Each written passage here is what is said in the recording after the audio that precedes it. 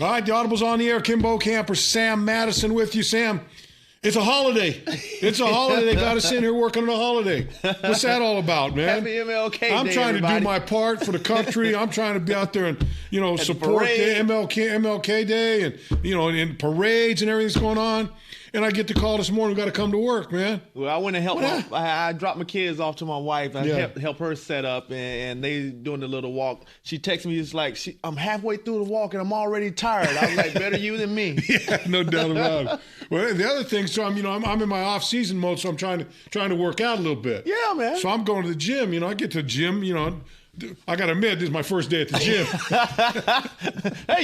hey, that's your New Year's resolution. That's You're my back New Year, in there. yeah. You're back in it. And you know what the funny thing is? I was going to go the day after New Year's on the 2nd, right? But I couldn't do that. Yeah, no. Because then you become that guy that, oh, there you go. All the amateurs coming in. They're going to work out for 2 days, 3 days, and then we'll never see them again, right? Hey, listen, Bo. That's the lifeblood of these gyms, man. I'm so proud of you getting back in that gym because I'm definitely not going back. Yeah. Well, I'll stay out on the pavement and I'll just run. Well, you know what, Sam? I'm telling you, you know what my problem is? I have a hard time getting motivated going to the gym. And I tell people, they go, man, why don't you just go to the gym? Or I go, yeah, I know that. I just can't get myself to go to the gym. And they go, well, no, it's great. I go, yeah, great. I go, how long have you been working out? He goes, I've been working out the last 10 years. I said, I've been in the gym my whole damn life. Thank you. I've lived in the damn gyms. Thank you. I've been in musty gyms. I've been in nice gyms. I've been in half-ass gyms. I've been in gyms that you don't even want to walk into. I've been in those gyms my whole life. I don't want to go anymore, man. And Kim, like for me, I remember when I got released, by the Dolphins, and now I had opportunity to go to a regular gym. I was mortified in there. Not only on top of people around me that's sitting there watching you. Yeah. I'm trying to work out. We're in here. We have somebody, and it's repetition. Yeah. Boom, boom, boom. I'm on the bench, and then I got to go and spot my teammate. Right. Yeah. And then, some person It's always doing something. Always doing. Yeah. And then some people just sit here just talking. I'm like, man, I can't do this, man. So I just went and used my property and made my own little gym. Well, that's what I need to do. I need to figure out something like that, but I'm too cheap to do it. The other thing is, another problem I have with going to a lot of gyms, I'm forced, I go to Terry Kirby's gym. Yep, TK. And TK kind of keeps it clean in there from a standpoint of this, but I used to go to like one of these other gyms, and you know what I saw all the time sitting on the machines? On the phone. Sitting on a machine, and you'd be standing there waiting for the phone. On the phone pedal. They're just sitting there on the phone, and you kind of like walk by them like, hey, I'm waiting to use that. And then they hang up the phone and they go, I got 3 more sacks. It's bullshit, man. I got to get out of here. They'll spend over 2 hours in that gym. It's crazy, man. Like I tell people, man, you need 45 minutes, That's it, in and out. high impact, nonstop moving, getting everything in that you really need, and then you out of there. So the kids that I'm training and all of these college kids, listen, man, y'all, we get all that time, but really you need 45 minutes. Yeah, that's it. And pounding stay it out hard. and getting it done, and then you're out of there. I do 15 minutes of hard intervals on the bike. Yeah. Get it up to about 18, on the thing and go, and then go and do my. I'll do like today. I did like I did a dumbbell bench press. I did the I don't know what you call these things. Yeah, flies. I did flies. Yeah. I did some incline. I stretched coming in, stretch going out the door. Breakfast. And 45 minutes. And I left a little early because I didn't realize you had to do this noon. And I wasn't going to mix breakfast. I would rather miss the gym than miss breakfast. So I slid in, got a little breakfast on my way, feeling pretty good. So anyway, that's where I'm at right now. Trying to get the off season. It's hard trying to get your off season. Sam, you know how it is. We get during the season, you got in that routine. You're in that routine. He's got this day that day that, and then all of a sudden, for me, once the season's over, I got nothing to do. Nothing to do. And I'm waking up wondering, man, what am I going to do? What am I going to do? But and then a lot of times I go, I'm going to go back to bed. That's what I'm going to sleep in. But I think you'll get your rhythm, man. No, I'll get it. You'll get it. You know what it is? You know what it is, Sam? I just got to get back into a routine. Once you get the routine going, it's easy once you get the routine. It's getting back in the routine is hard, but once you get it going, then it's easy to stay along. But it also is just like when you played. When you play, you're in it for those 16 weeks plus. Yeah. And then all of a sudden, soon as it's over, you're like, man, listen, Don't call me. Don't text me. Yeah. I'm about to take this week or two Yeah. off. I don't want to hear nothing about football. Yeah. And then I'll start doing something Yeah. on top of that. Yeah. You know, you go and get all your movies and Yeah. you binge on Yeah. all the different movies and you catch up on everything and relax in your bed, eating pizza Yeah. in the bed and all those different Getting a little things. fat, getting a little chubby, getting a little soft Absolutely. and everything. Yeah, man. Eating all the stuff you couldn't eat during the There you go. season. So you're just getting into it. I used to, you know what I used to do? I used to, during when I played, once the season was over, I stuffed myself like a pig every Wednesday night. Trying to get his Well, no, point. because remember, I don't know about you guys, but we always had weigh-in on Thursday morning. Oh, we were Friday. So Wednesday night was always the day you had to, and I was always up against weight, When I played linebacker, my Coach Shula gave me a weight of 245 pounds. I was 6'6", and he wanted me to weigh 245 pounds. And so every weigh-in, every Wednesday night, I was either, well, for a lot of times taking water pills and trying, I was going that route, or trying to like walk or run or lose that couple pounds, and then you have to get in there for the early weigh-in, right? Get in for the early weigh-in, you jump, oh man, I'm a half over, get in the sauna, sweat it out, then finally weigh in, and then boom, make a beeline to the Egg and You or somewhere, get breakfast. But listen, so to me, Wednesday nights during the off season, I was quite the opposite of the regular season. Was fill it up on Wednesday nights. no problem with weigh-ins for me. Hey, just put what you want down there. Yeah, I'm under. You're good. Well, so I was 245 when I played linebacker for 5 years at 245. Coach Shula called me and said, "Hey, we're going to move you to defensive end." I said, "Well, Coach, if you're gonna move me to defensive end, you're gonna have to give me some more weight. Yeah, but I'm playing with the big boys now." He says, "Okay, let me think." He says, "You got to, Coach, you got to pad." 247. I give you 247. That's exactly what he said. I said, 2 pounds? What's 2 pounds going to do for me? I'm playing against guys that weigh 310 pounds. What's 2 pounds going to do? He goes, all right, 250, that's it. Absolutely. So the rest of my career, I was 250. Yeah, man. So I had the same dilemma on Wednesdays, on Thursdays, like with that too. Yeah, so most of the time, people always, when they saw me, they were like, "You're not Sam Madison." I was like, "Okay, if you say so." He was like, "Sam Madison's like 6 foot, like 200 and something pounds." I was like, "No, all you're gonna get is 5'11", 175 pounds. That's all. That's it. That's it for me." Oh shoot. Anyway, hey Sam. So it's a great day of football, a great weekend of football. Yesterday I had the chance to I went and we did the show in the morning down at CBS, and I came home and man, I stopped on the way home, got me some burger, made me some patty melts. I make the best patty melts in town, by the way. Had me a couple patty melts watching the games. Didn't get off the sofa. Didn't get back in my car. It was one of the greatest days of the year for me, man. That's it. For me, I didn't have opportunity. You already knew I was up at 5 out there getting the little kids going with the Dade versus Broward Youth All-Star game. But, watching that phone, because having friends that are tied into the games and the situations. And, we went on that show and I made some predictions. I didn't win absolutely nothing. I think I went 50-50. Yeah, I took the Vikings. I took the Vikings and barely scraped by on that one. Yeah, barely. And I took Pittsburgh, so I was 10 seconds away from being 0-2 myself. So now all of a sudden you look at these teams that get in those bye games. It comes a situation to where I want to get into the rhythm. I want to get into that mode. And you look at Jacksonville. They got into that mode and took a recipe out. Bringing Tom Coughlin in and having him in that situation and putting that team and knowing that they're going to be on the road. Those guys they weren't afraid. They didn't back down. And early on in the season, I think they ended up beating them, right? And some of the players, they took the words that the Steelers said, we want to play them again. And guess what? You got that opportunity. You asked for it, you got it. But I tell you what, I always say this, Sam, and you're the same way. We're always so tied into the Dolphins game. Yeah. And I'm always at the Dolphin game. You're always at the Dolphin game or at the studio. You don't really get a chance to see everybody. So I don't see other games. So I'll see highlights, or you kind of, and maybe you catch someone on a Thursday night game, or maybe Sunday night. Usually by Thursday night, I'm done. I've seen enough football. Let me move on.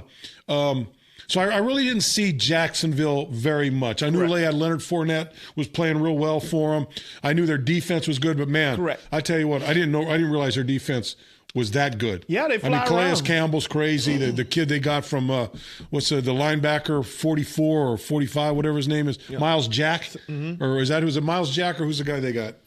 Whatever. But anyway, that defense that's a lethal defense they got, man. And the one kid, because he's a Florida State kid, Ramsey, been a lot of talk about him just to be able to go one-on-one with Antonio Brown or whoever the number one wide receiver, just having a chance to follow him, as cornerbacks. We try to follow the kids that's playing extremely well and doing a really good job. Man, they fly around. They're able to play man-to-man, and when it comes time, they're able to go to the zone coverage and use that big defensive line. Calais Campbell, I believe, came from 93 came from the University of Miami to Arizona and then to Jacksonville. And to having those big guys up front to be able to at least make the ball bounce a little bit outside, because that zone running scheme with Le'Veon Bell having an opportunity to get that slow handoff and then all of a sudden then find that crease. These guys, you have to have those big, stout guys in the middle and make that ball keep bouncing. One more hole to allow that linebacker to get over the top of those big offensive linemen. And that's what they did. And, to go out there and have it, 45-42, a high-scoring game like that, you didn't think Jacksonville could really do it after being at home last week and winning, 10-7 or something? To expect that I didn't see that coming. I'm watching that Jacksonville game, and Jacksonville gets out to a quick lead, and I think it was 17-0 at one point, right? And then Pittsburgh. Once Pittsburgh came back, you go. I was like, that's it. The Tide's going to roll these guys over. But you got to give Jacksonville a lot of credit. They were resilient. It looked, the momentum had changed. Clearly, it changed against their favor, and they just kept playing and made plays. And I thought the Achilles heel for him was going to be Blake Bortles, and he came up with enough big plays using his legs to keep him going. That's right, using his legs. Like I said, just watching it on my phone throughout the course of the day and understanding what Blake. That is what he did when he was in college, and that's why the Jacksonville Jaguars selected him in the first round, because he was able to keep plays alive. And now you have a big bruising running back. You have some playmakers out on the edges and a phenomenal defense. It wasn't a lot of phenomenal defense being played yesterday in those points, but you give yourself a chance when you have a quarterback be able to get outside the pocket, keep plays alive, and then guys making plays for you. That's the most important part. Quarterback keeping guys' drives alive, a guy coming up and making plays, and then a hard-nosed running game. Fournette, one of those guys you can get the ball to 20, 30 times, and he's not going to get tired. He's only going to wear you down later on in the game. Yeah, and that Jacksonville offensive line, give them a lot of credit, because when Fournette went down, and they still kept that running game going and stuff. But the game that the game was just outrageous was that Philadelphia game, Philly and the Minnesota game. In that New Orleans, they got to be. They've still got to be shell-shocked. 10 seconds left in the game, no timeouts. You got absolutely no shot to win this game. And, man, how the kid could miss a tackle. I mean, miss a tackle. Didn't even touch a shoestring from the guy. Well, just watching and over the last 4, 5, 6 years, and the way that we've been teaching tackling, especially from the youth all the way to the pros. Heads up. Guess what? You got your head down. You can't see anything. But Kim, as defenders, you dread those days when you know that it's a big bruising running back coming through there, and you have no choice but to sit there and go. And step up, and you're going to get ran over sometimes. And I was telling my friends, I was like, this is one of those situations where I don't mind you guys talking bad about me by getting ran over. I'll sit in that film room all day, but guess what it does? It gives us an opportunity to ultimately have a chance to go to the Super Bowl. So I'm going to take that one, and y'all, you can run over me, and I'm going to be holding on. You can be dragging me down the football field all you want, but the time is going to run out. I'm going to keep you in bounds. And we're going to win the football game and have what we always look forward to is to have a chance to go to the Super Bowl. But, to be in a play in a situation like that, and I understand that you're a rookie. You've been doing this since you've been 8, 9 years old. You need to know the down and the distance and what the situation is. Situational football. I can't let anything get behind me, especially from a safety standpoint.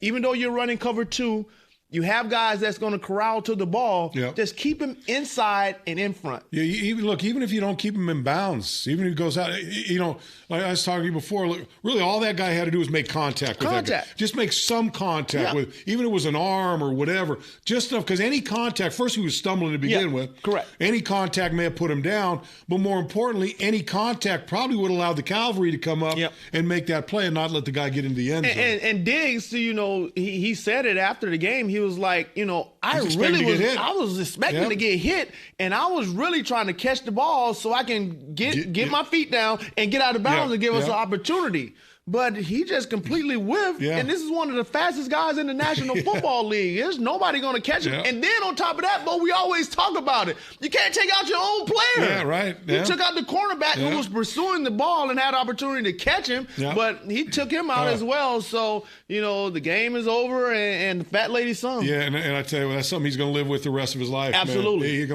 People are going to talk about that for a very long time. Let me tell you what, my man, if I was my man, I'd get out of New Orleans for a while.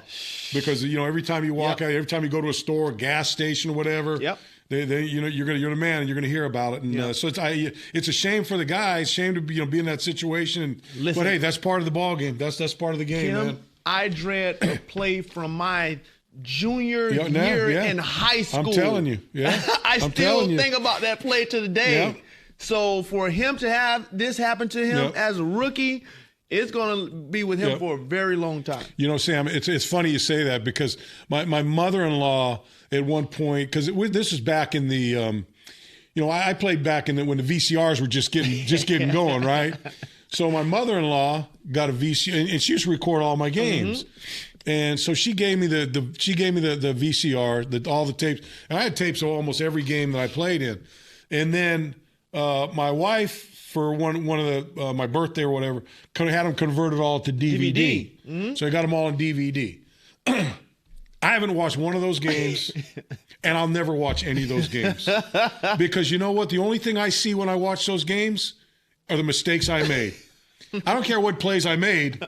I don't care about those. It's the ones I missed. Right. Man, to this day, if I watch a game and see a missed tackle, getting blocked by somebody, it just eats me up, man. I can't see it. And people like, Sam, the Super Bowl or your last game of the season, every last game of the season, guess what? There's only one way to leave that game. I'm not watching that film, period, point blank. It's over. It's an afterthought for me. I'm not going back and looking at one thing. I know some plays in there that I made some good plays, but I do know some bad plays in there, and I don't want to see them. We went in the first year we went to the Super Bowl in 1982, lost to the Washington Redskins. And we came back in 1983. And the first thing we did on the first day of training camp was put that tape on and watch that game. And watch it. The first thing we did. Yep. So guess what? And Shula gets up and he goes, hey, we're back. Turn the lights out. Boom. Flip the tape on. So guess what? My high school football team, guess what's going to happen on the first day? We're watching the last play that we did. That's right, man. That's it. No doubt about it, man. Hey, the other thing, Sam, we're going to get to your questions here in a little bit, but I want to talk to Sam about these playoffs. And Sam, so you've had the opportunity. You played in your Super Bowl. You won a Super Bowl with the New York Giants. I had the opportunity of playing 2 with the Dolphins. We unfortunately lost both, one to the 49ers, one to the aforementioned Washington Redskins.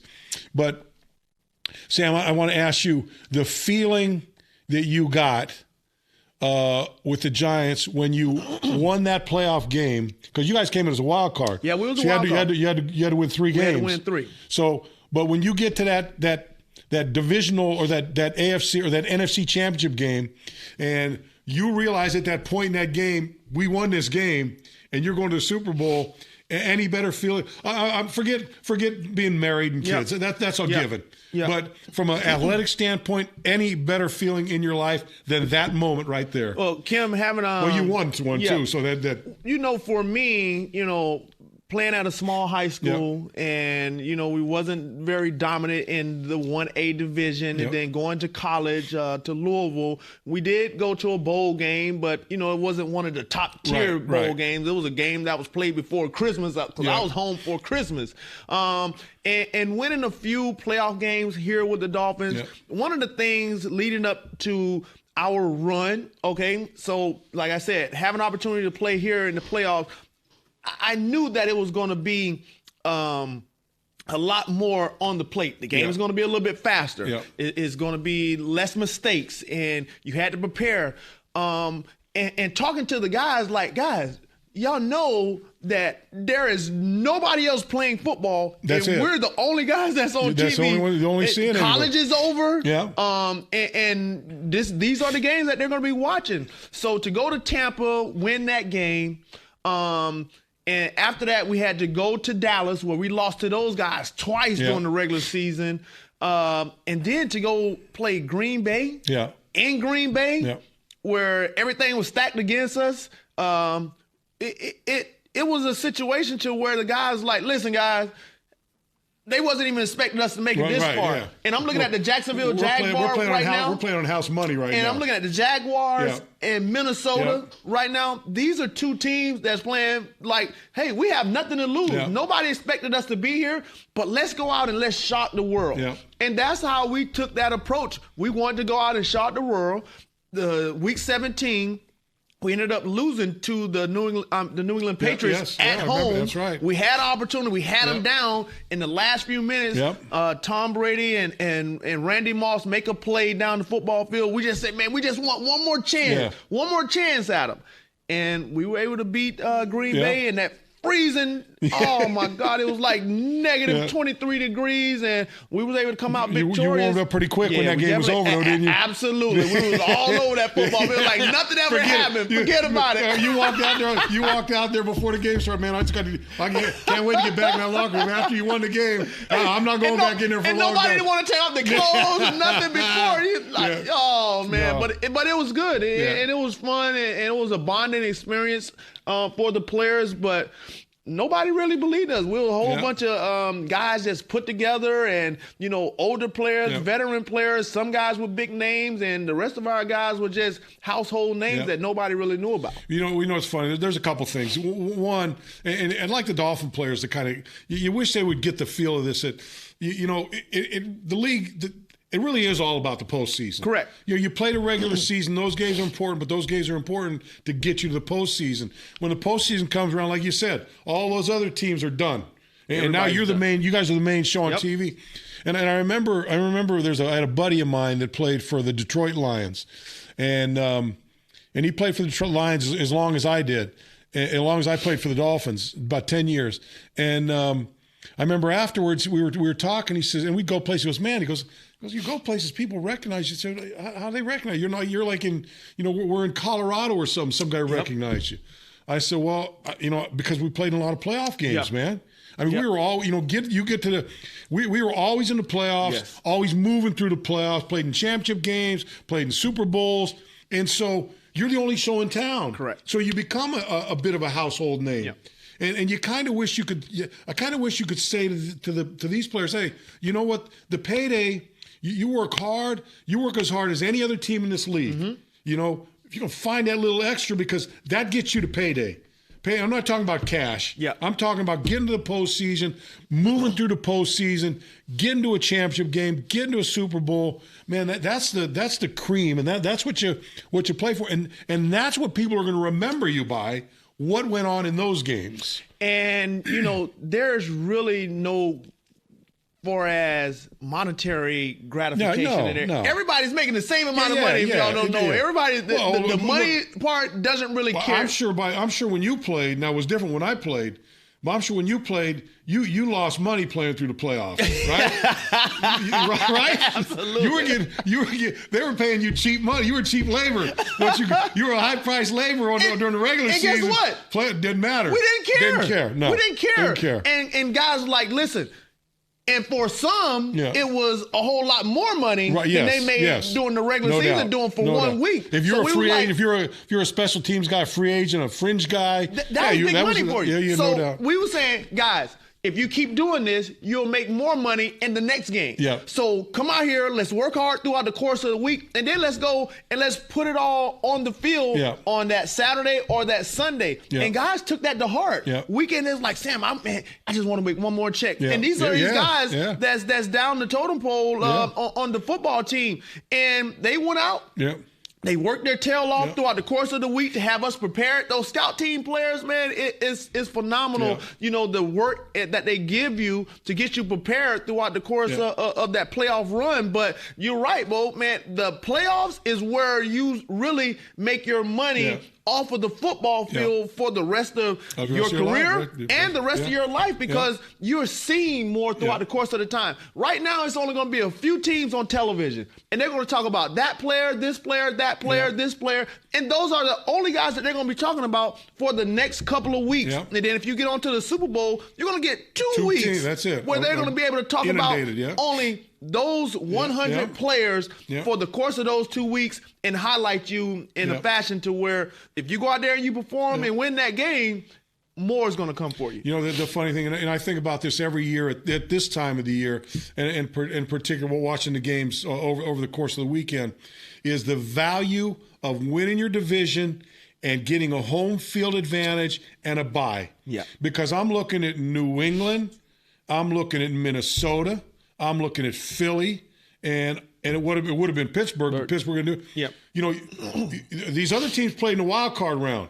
You win one game, you're in the championship game. All you need is one game, and boom, you're one game away from a Super Bowl. One game away from it. And I remember the first year we won. We won our first playoff game. We had the bye week the first week, won our first playoff game, and then you were sitting there going, "Man, we win this game, we're going to Super Bowl." Yeah. What? You know. But getting the huge advantage is that bye week and home field, man. That's a dream come true, man. And you know, that's where this team needs to strive. This Dolphin team needs to strive, not only be a wild card team, but to be a team that has some home field advantage and could possibly get a bye week. That's getting the biggest cake on the table right there. Yeah, and then you know there's less pressure placed on you. Yep. You know, to have to do the traveling and have Yep. to worry about if it's going to be cold, because this is where when you have to hit the road. And I remember a lot of times for Tampa Bay, when they had to go on the road, it was always going to Philly. Yeah. Man, did you see Philly and all that snow and all that cold? Yeah. The Tampa Bay Bucks were never ready and prepared for it. Now, when Gruden came, they were able to get over that hump. Yeah. But to get out of your element and go to somebody else, it's really, really tough for those teams. But you're right, man. You want to be able to have – I never had the opportunity to be in that situation. Yeah. We came from the bottom all the way up, and we barely backed our way in. And, you know, I don't care if you back your way in or whatever the case may be. And we saw that with the Dolphins last year. They were able to back their way in and got their foot and dipped it in the toe in the water a little bit. But you're right, man. To be able to, throughout the course of the season, build that resume up and ultimately get that home field advantage where you're nice and relaxed and everybody and everything has to come through you. You know, you're in a position. Especially get that 2 weeks off where you get healthy and everything. Yeah, absolutely. It gives you that little burst of energy that you need for that team that's coming in there that just won the game previous before. Yeah. Let's get some of these questions, Sam. Bill Schoonauer from Facebook. 3 of the 4 remaining teams do not have elite quarterbacks. Where would Tannehill stack up against them? That's the other thing. You got Tom Brady. You got Blake Bortles. You got Nick Foles. And what's the Minnesota guy? Case Keenum. Case Keenum. You got Case Keenum. Who would have thought that going into the championship weekend, you would have Keenum, Foles, Bortles, and then Tom Brady? You got to feel pretty good about New England where they sit right now with these deals, right? But even with the teams other than the Patriots, look at the things that they, besides Minnesota, like Minnesota has a really strong defense, and we knew that coming into the season. And so does Jacksonville, and they got a running game. And they have a running game. Those are the two main recipes of being a really good football team, you know, being able to run the ball and having a real stout defense. So, you know, to see Case Keenum be able to come into that system and keep the train moving as well as Nick Foles. Nick Foles has been in the league long enough. He's made a lot of money. He's moved from team to team. And he's been a starter plenty enough to where he's been plenty enough. But you have the weapons around them to be able to just manage the football game. We talk about this all the time with these quarterbacks. If you ever just have an opportunity to manage the game and not screw it up, that is what Foles is doing. Case Keenum is doing, and Bortles is doing as well. So it's just a situation to keeping everything in perspective for as this is the way that we need to go and attack the opposing team. And this is our strong points. This is their weak points. And we need to attack those. And you can be a pretty good football team if you don't have that elite quarterback like Tom Brady. Yeah, for all those sports talks guys out there that say, "Oh, he's just a game manager." I would say New England's quarterback Tom Brady, he's a game manager too. Absolutely. All he does is manage the game better than anybody else in the National Football League. He sees what's going on out there, and he's going to put you in the perfect position to make a play. And he doesn't care, who the player is. He don't care if it's a star wide receiver or it's a star tight end. Whoever's going to have the one-on-one matchup that they saw early on in the week, that is where the ball is going to go, and that is who they're going to highlight in that specific game. It doesn't matter. Yeah, that team's been through so many cast of characters, from receivers, Randy Moss to whoever else you can talk to Garrett Blunt, to Wes Welker, to all. I mean, Curtis Martin. All the different faces that have come and gone through that organization. There's one guy that makes every one of them better, and that's Tom Brady. And he's been doing it and continues to do it. And look, I would say if you want to call anybody else a game manager, I say, well, if you want to say that guy's just a game manager, well, you better say Tom Brady's a game manager, because that's what he does. Tom Brady throws the most short passes in the National Football League, and throws the ball away more than anybody. He doesn't see anything. That ball's going in the ground, and we're going to line him to go play for another day. He's not going to put you in a position, to make a bad play or to put the team in a bad situation. So, he's a game manager as well, and they just been doing it in a very high level. Yeah, absolutely. Facebook, Rodney Mathis. When does a team start releasing players? I think the team starts releasing players when the NFL season starts. NFL season starts March. I'm not sure what the date is in March. The second week in March. Second week in March. Yeah. That's when contracts expire. I know they've talked about Timmons not coming back. They've talked about Cutler not coming back. They talked about who else we have not coming back. They talked about Julius Thomas not coming back. Maybe a question about Juwan James, whether he's coming back or not. But all those guys are still under contract right now. That's why you haven't heard an official release on these guys. But come that March, when the new NFL season starts, that day is when these guys will start getting released. Yeah, you'll see those guys releasing. And even before that, some teams are like, "Hey, we already know that we're going to do it, so let's just get it off of the book and keep moving." But when you look at these contracts, a lot of these contracts, pretty much both their last football game, they kind of already knew that contract was up. So when you look at a guy's contract, if they was only on a 1-year deal, they have to get re-signed, and if they don't get re-signed, they're just not on the football team. And that's the case for Cutler. Cutler signed the 1-year deal.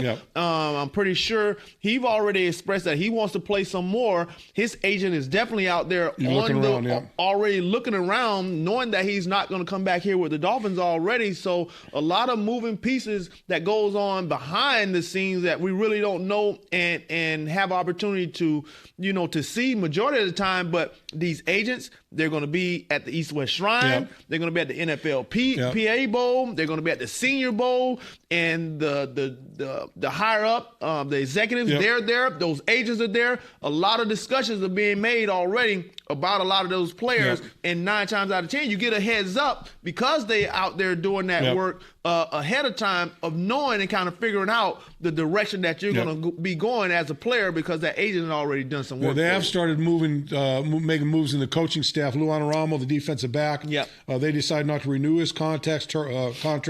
Terrell Williams, same way, the defensive line coach. He's been released, didn't re-sign his contract. Guy. What's that? We brought in an offensive coordinator.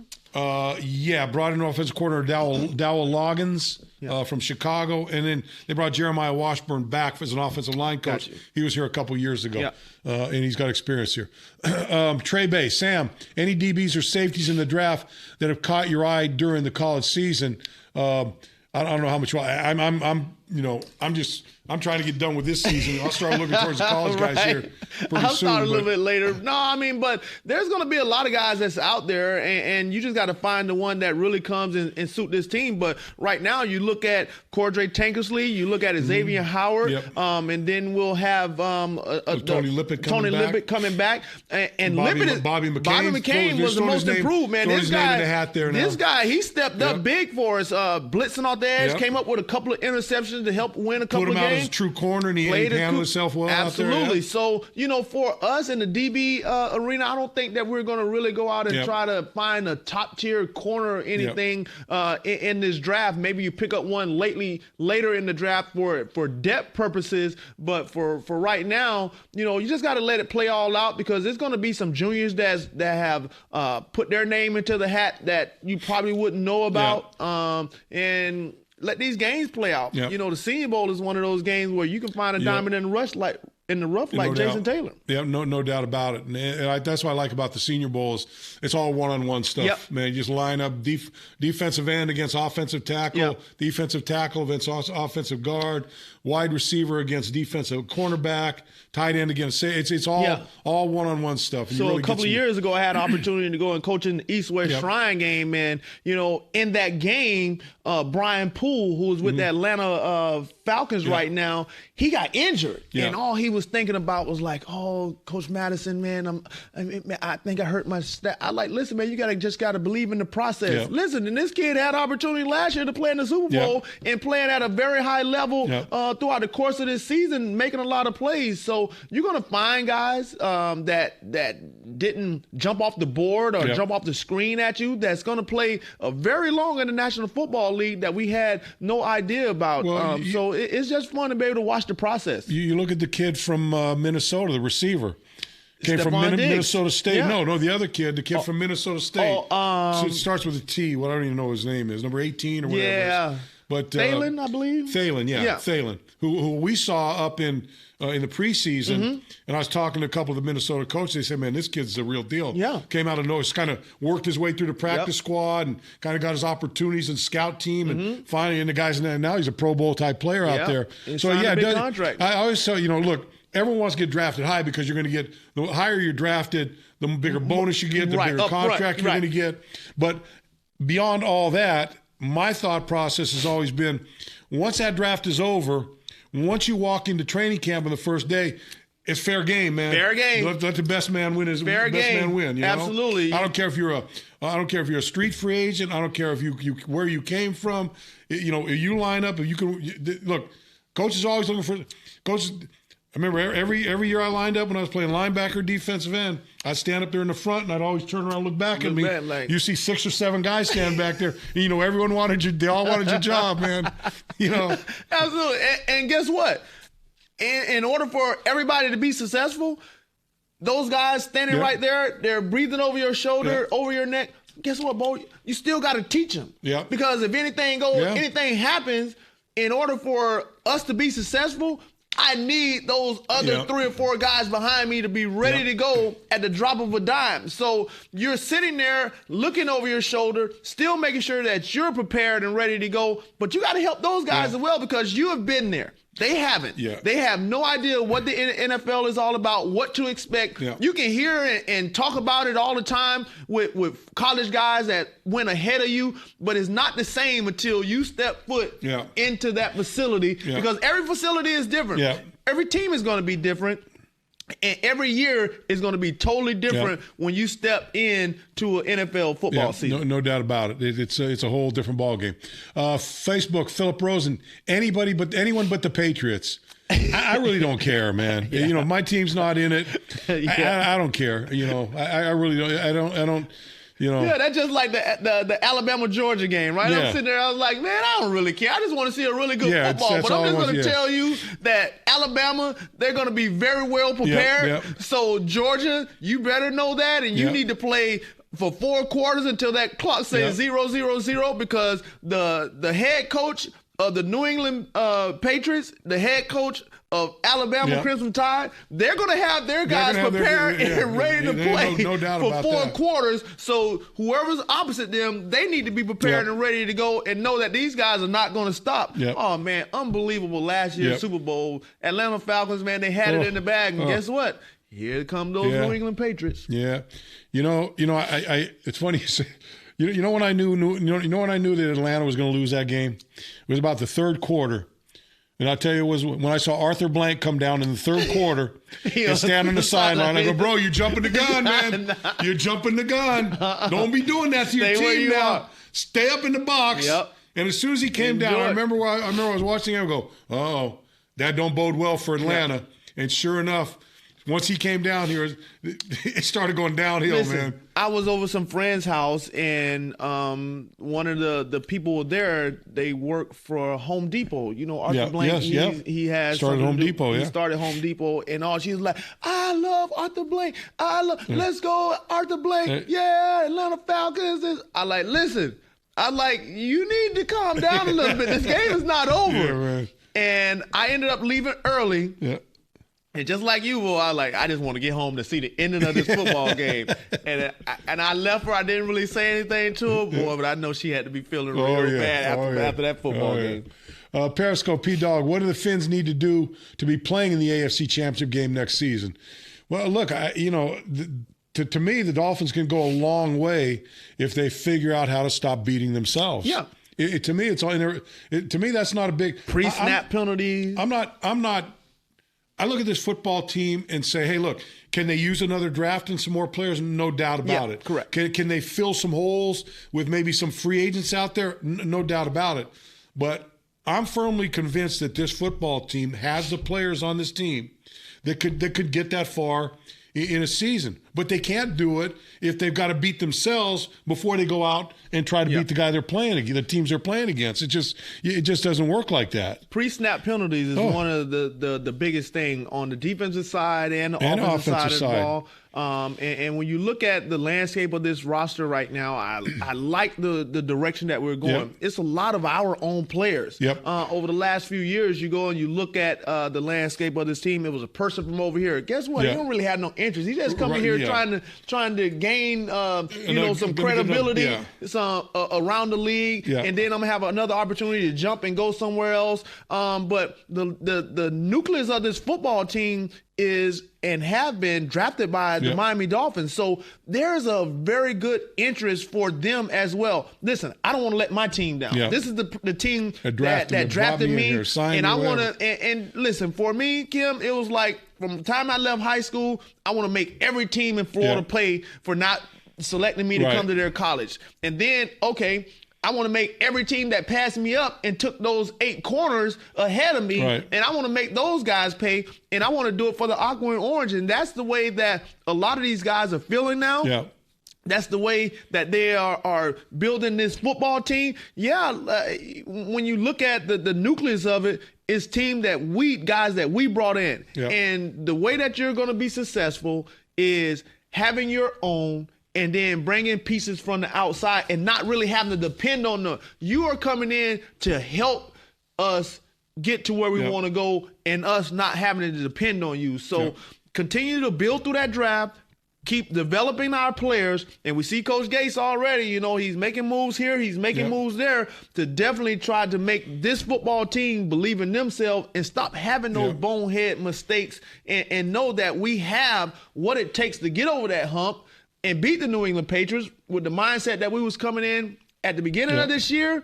You need to have that mindset at the middle of the season and then start to take off toward the end. If you can eliminate 60% of the penalties they had this year, 60%, eliminate 60% of those penalties, and limit your turnovers, there's no reason you can't be right in the middle of the whole thing. And with those penalties, Bo, guess what it does? Either we were in situations to put points on the board, and then having a penalty or multiple penalties back to back to take us out of position to win a football game, or give up have a bonehead penalty to keep a drive alive, and now you wear your defense down. We had the deadly combination all year long of penalties that stopped you from getting a first down. Correct. What plays where you may have 30-yard play down the field, there's a holding, here it comes all the way back. So you lose the 30, plus you lose the distance. Yep. So this team, it killed himself by not being able to move the chains or making a first down and having it come back. And on the flip side, doing just the opposite. Yep. Making penalties that allowed your opposing team to move the chains and get first downs and score touchdowns. So you kind of got beat on both ends as far as that concerned. But to me, that's the easiest way to get this team to the top of the heap, because the teams are out there, although watch these teams are playing in the playoffs here. Take the quarter, and the guy asked about Tannehill. I would take Tannehill over Bortles, Foles, and Case Keenum in a minute. Every one of those guys. Yep. So you got a guy that could get you the quarterback to the Super Bowl. If these guys are here, those guys are there. Yep. But it's got to be the other thing that gets done. Anyway, Sam, always a pleasure, my man. Thank you. Enjoyed it. Yep. Sam Madison, I'm Kim Bokamper with the Audible here. We'll be back on Wednesday sometime. We'll let you know. Just kind of keep an eye on your phone or whatever you watch. After my workout, because I'm going to be back at the gym on Wednesday. I got Pilates tomorrow with a little hottie, and then I got Pilates with a hottie. That works out right. And then Wednesday I got gym, and then I'm back in here at the Audible. Back in here working hard. Just trying to get 25 miles on the bike for the DCC. That's all I'm trying to do. We're going to start there, and I don't know if you're going to end up in front of me or I'm going to be behind you, bro, but I'm going to finish. I may end up on a tow truck. You never know, but I'll be there. All right, that's going to do it for the program today. We'll catch you on Wednesday. Have a good couple of days. We'll see you then.